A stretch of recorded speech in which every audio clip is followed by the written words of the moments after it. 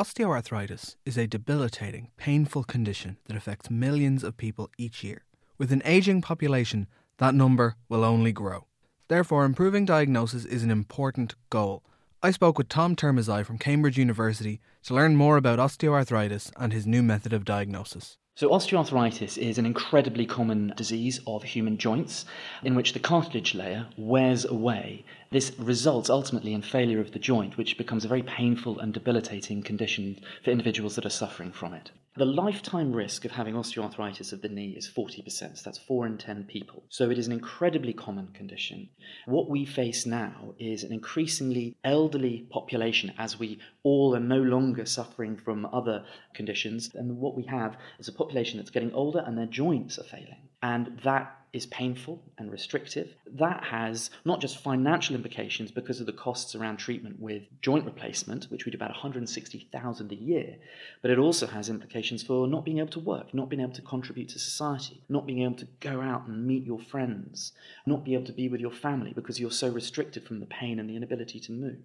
How do we go about diagnosing it? Usually, a patient would present with pain and they would then perhaps see an orthopaedic surgeon in clinic at hospital, and they would examine the patient and they would take a history and they would be able to consider the fact that osteoarthritis might be a diagnosis. Then they would have an x-ray and that would confirm or deny the presence of osteoarthritis. What have you done to improve on that? What have you changed? One of the standard ways that we interpret x-rays in order to look for osteoarthritis is to look at certain features such as how the bone is changing or how the joint space is changing, specifically narrowing.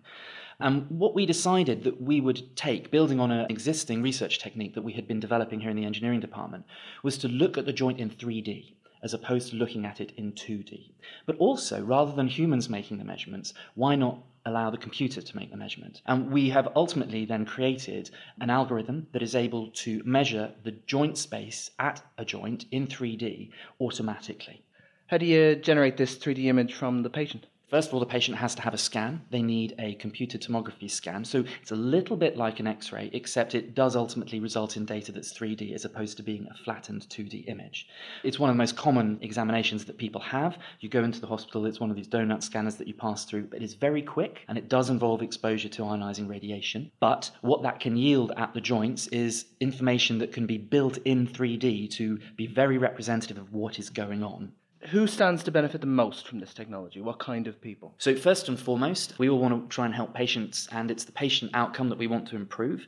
We think that this could be of benefit for identifying people who are at risk of having osteoarthritis. So that may be through genetics, through risk factors such as being overweight, but also people that have injured their joint. For example, it could be a recreational athlete or even a professional high-level athlete. If they injure their knee, for example, they tear a cruciate ligament, they will rapidly develop osteoarthritis.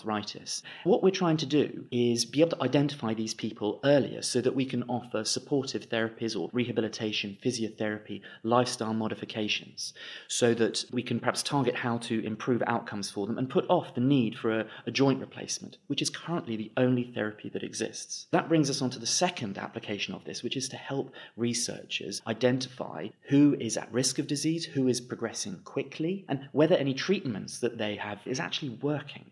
Because the current standards X-rays are relatively insensitive, and that's where this technique comes in. It's more sensitive and it looks at the whole joint. So through those virtues, we hope that we can be able to identify those that are responding to therapy, for example.